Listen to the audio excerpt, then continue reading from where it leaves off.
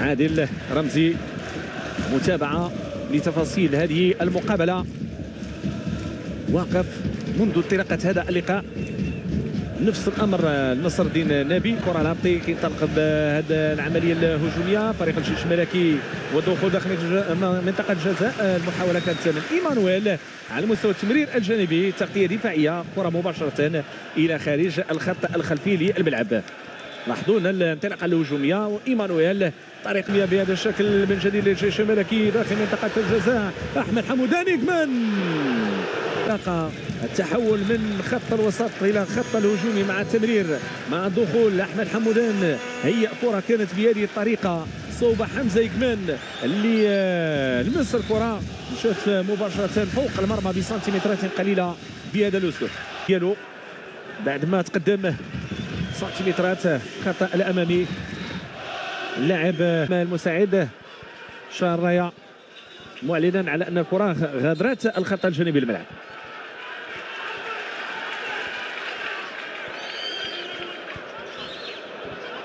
شوفوا هنا سقوط على مستوى رقعة الملعب، وهنا بطاقة صفراء اللي كتجي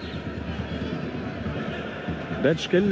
لاحظوا هنا التدخل الماضي، التدخل ديال العميد حماد خلف هذه الكرة. يحيى عطية الله يفسح المجال لحناش، حناش يستعد للتنفيذ. ترفع لكرة داخل منطقة الجزاء والحارس في المكان المناسب المهدي بن عبيد.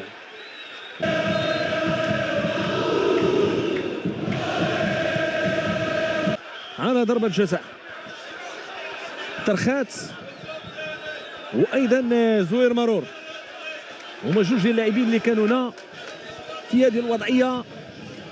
تابعوا اللقطه، زوير مرور وقع في المحظور وضربة جزاء لصالح فريق الوداد الرياضي. الان شوفوا اللقطه من زوايا اخرى. سامبو كاد يسير للكره، يتقدم للامام الان، يصوب والحارس. الحكم يقول اعاده تنفيذ ضربه جزاء. سنتابع هذا هو المستجد. نعم، اعاده تنفيذ ضربه جزاء. حمزه الفارق، اعاده تنفيذ ضربه جزاء، هذا هو المستجد الان. اعاده تنفيذ ضربه جزاء. شوفوا هنا خروج ديال بن عبيد، القانون واضح، يجب ان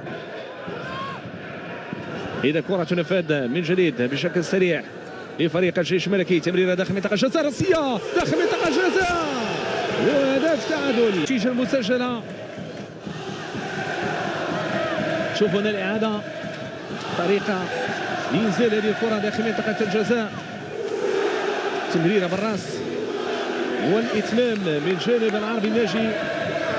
الوداد الرياضي جمال حركاس يتلقى البطاقه الصفراء في هذا التدخل، وبالتالي سيكون هنالك نقص عددي. هذا ما يظهر في هذه اللحظات.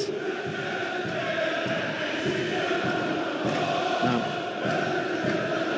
يغادر هذه المباراه جمال حركاس بعد تلقيه البطاقه الصفراء الثانيه، الشيء الذي يجعل الوداد بنقص عددي. جوله ثانيه بمعطيات تمريره اماميه، عمليه هجوميه، محاوله دخول داخل منطقه جزاء. جراي كينزل الكره ديالو، كيحصر كره، تمريره جانبيه بحث راسيه، محاوله فرصه وهدف. هدف لصالح فريق الجيش الملكي، هدف من راسيه. ثم الموقع هو خالد ايت اورخان، مفيد عن تمريره لانزال ديال علاء الدين اجراي، نزل الكره بشكل ممتاز. ثم بعد ذلك تصويبه كتجي بهذا الشكل من راسيه. ثم على الكره ديالو يبحث على التمرير. زحزوح ماذا يفعل؟ يرفع كره اماميه دخول داخل منطقه الجزاء. حريمات عميد الفريق داخل منطقه الجزاء، تغطيه من جانب الدفاع، وكاين هنالك سقوط. الحكم يقول واصل اللاعب. كره عند زحزوح كيقوم تمريره بالرجل اليمنى في اتجاه حريمات مراوغات، تمريره داخل منطقه الجزاء، فرصه. هدف اخر لفريق الجيش الملكي، هدف للاعب لامين دياكيتي. الجيش الملكي يسجل ثالث الاهداف بعمليه هجوميه. ممكن نقول بانه دفاع ديال فريق الوداد الرياضي نهار تماما على مستوى الشق الدفاعي، الشيء اللي خلى فريق الوداد يعني يتلقى الهدف الثالث. 3 ديال الاهداف مقابل هدف واحد. لامين دياكيتي يضع الكره في المرمى، مستفيدا من خطا على مستوى التغطيه الدفاعيه. لاحظوا هنا الكره حريمه تقام بمراوغات، تمريره داخل منطقه الجزاء، استفاد من الكره بشكل ممتاز لامين دياكيتي. لاحظوا هنا كره جات بهذا الشكل بهذه الطريقه هذه، حريمات تمريره جانبيه ودياكيتي كيوضع كره في المرمى. 3 ديال الاهداف مقابل هدف واحد المسجله هنا بالملعب البلدي بمدينه القنيطره. الهدف اللي كيجي من اول لمسه ديال اللاعب لامين دياكيتي اللي دخل منذ لحظات كبديل.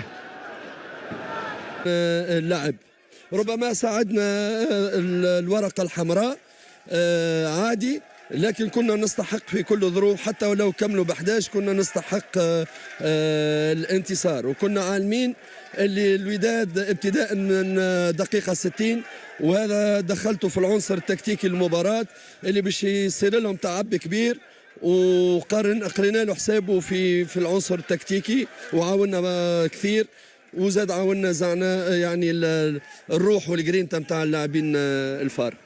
شكرا والف مبروك الفوز. عودة اليك عماد.